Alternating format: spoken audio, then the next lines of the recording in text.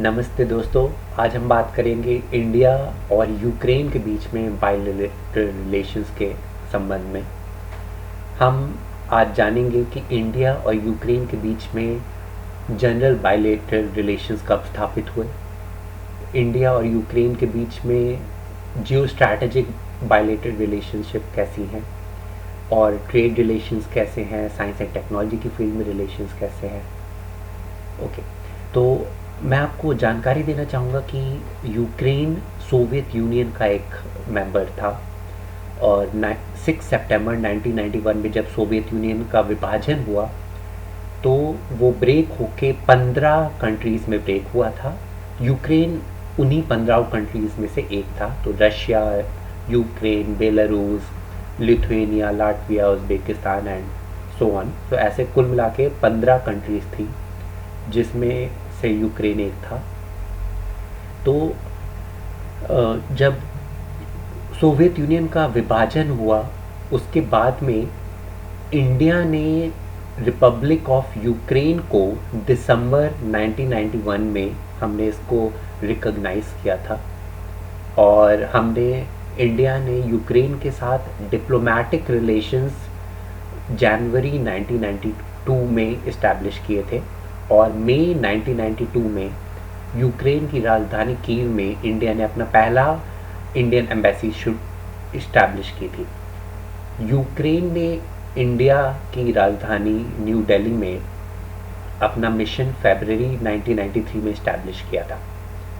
आपको ये जान के बहुत आश्चर्य होगा कि यूक्रेन में बहुत सारे इंडियंस पढ़ाई करने जाते हैं और बहुत सारे बिजनेस कम्युनिटी भी है, इंडियन कम्युनिटी जो यूक्रेन में रहती है।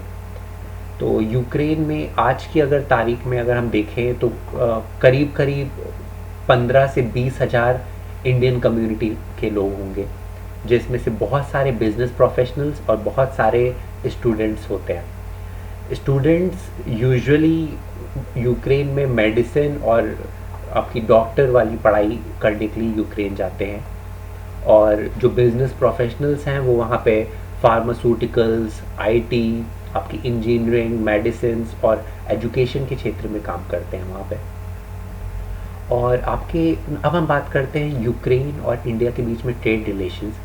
तो आपको ये जान के आश्चर्य होगा कि यूक्रेन इंडिया का सोवियत ब्लॉक की जो 15 कंट्रीज थी उनमें से सेकंड लार्जेस्ट ट्रेड पार्टनर है और इंडिया ने यूक्रेन के साथ में 1992 में treaty on friendship and cooperation हमने साइन की थी। और अब हम बात करते हैं साइंस एंड टेक्नोलॉजी के क्षेत्र में। तो जब ये ट्रीटी साइन हुई थी 1992 में, तो उसके बाद से हम हर साल एक दूसरे से अक्टूबर 2007 जो कि आखिरी बार एक कन्वेंशन हुआ था, तो इंडिया और Ukraine annually science and technology के क्षेत्र में इनकी आपस में एक एनुअल मीट होती है जो कि आखिरी बार दिल्ली में 2007 अक्टूबर में हुई थी। इसरो और यूक्रेन की जो स्पेस एजेंसी है उसके बीच में भी बहुत अच्छे रिलेशंस हैं। अब हम बात करते हैं जो आजकल एक हम बात सुनने में आ रही है कि यूक्रेन ने जब इंडिया ने 1998 में जब परमाणु बम का अपना परीक्षण किया था तो यूक्रेन ने यूनाइटेड नेशन जनरल असेंबली में सिक्योरिटी काउंसिल में तो एक यूएन का एक रेजोल्यूशन आया था कंडेमिंग इंडिया।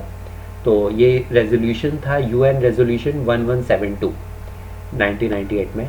तो आजकल बहुत सारे न्यूज़ चैनल और हर जगह आ रहा है कि यूक्रेन ने इसके अगेंस्ट में, मतलब इंडिया के अगेंस्ट में वोट किया था। तो आपको जान के आश्चर्य होगा कि Ukraine United nation security council का मेंबर ही नहीं था उस टाइम। यूक्रेन ने जो इंडिया के अगेंस्ट वोट किया था वो यूनाइटेड नेशन जनरल असेंबली के एक रेजोल्यूशन में किया था, ना कि यूनाइटेड नेशन सिक्योरिटी काउंसिल के रेजोल्यूशन में, क्योंकि वो उसका मेंबर ही नहीं था। जो members United nation security council का पार्ट होते हैं सिर्फ वही मेंबर ही यूनाइटेड नेशन सिक्योरिटी काउंसिल के रेजोल्यूशन में वोट कर सकते हैं।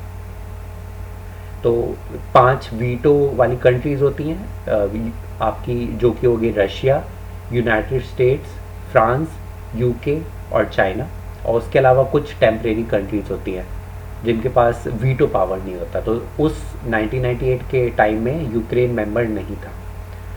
अब हम आपको बताना चाहेंगे इंडिया और यूक्रेन के बीच में जो जियो स्ट्रैटेजिक रिलेशंस हैं वो कैसे हैं।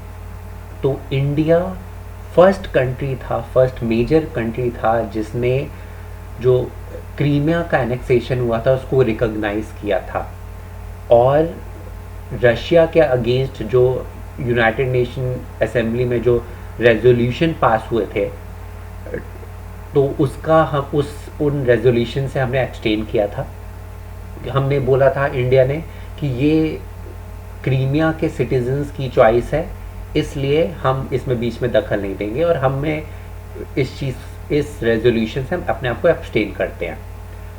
और आपको एक चीज़ और बताना चाहूँगा कि हमने जो रशिया के अगेंस्ट वेस्टर्न कंट्रीज़ ने जो रेजोल्यूशन पास किया था सैंक्शंस के लिए, उसका भी हमने सपोर्ट नहीं किया था।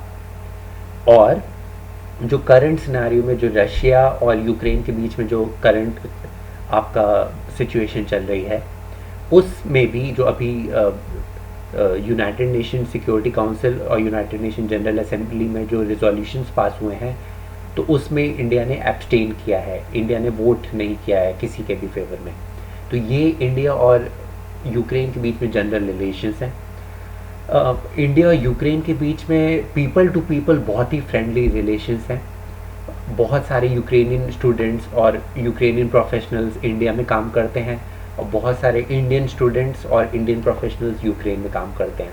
हमारे बीच में बहुत ही अच्छे और फ्रेंडशिप वाले रिलेशंस हैं। Thank you so much.